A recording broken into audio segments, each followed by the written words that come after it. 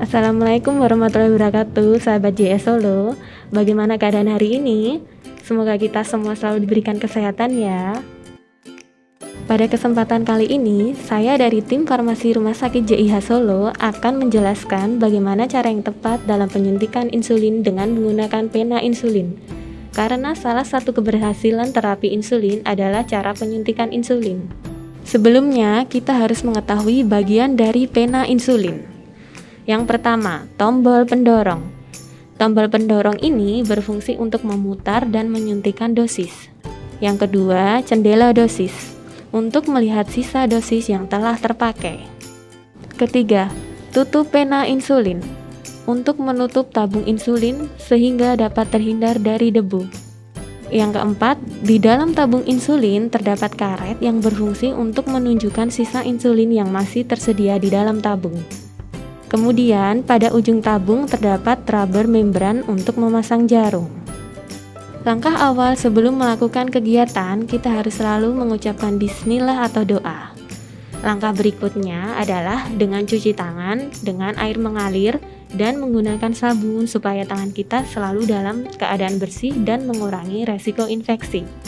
Kemudian periksa insulin untuk memastikan apakah insulin masih dalam keadaan jernih. Yang kedua, jangan menggunakan insulin dalam keadaan dingin. Tunggulah sebentar atau bisa juga dengan menggulungkan insulin menggunakan tangan supaya dari insulin sama dengan suhu tubuh. Karena pada saat disuntikan harus sesuai dengan suhu tubuh. 3. Lepaskan penutup pena. Kemudian pasang jarum suntik dengan pen dalam keadaan garis lurus. Tekan jarum kemudian diputar.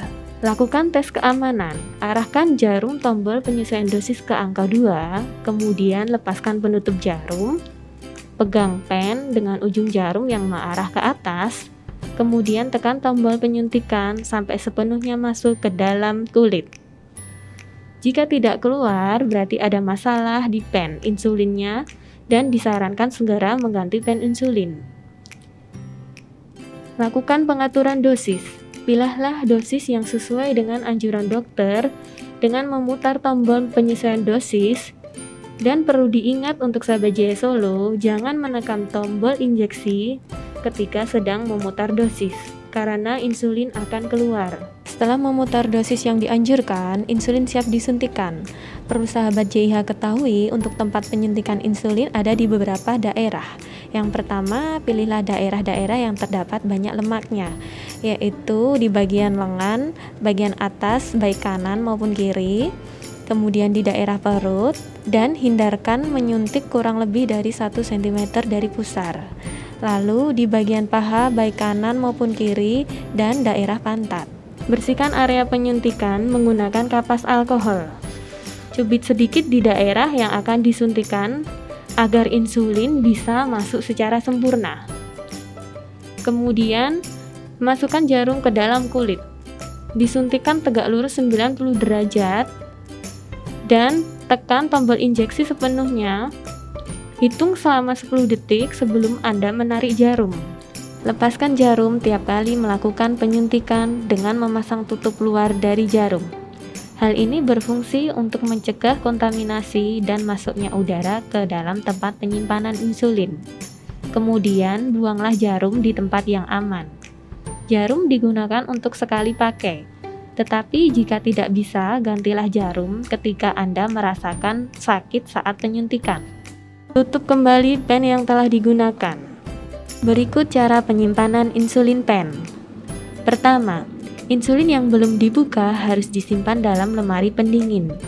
Suhu di antara 2-8 derajat Celcius. 2. Jika telah dibuka, simpanlah insulin pada suhu ruangan.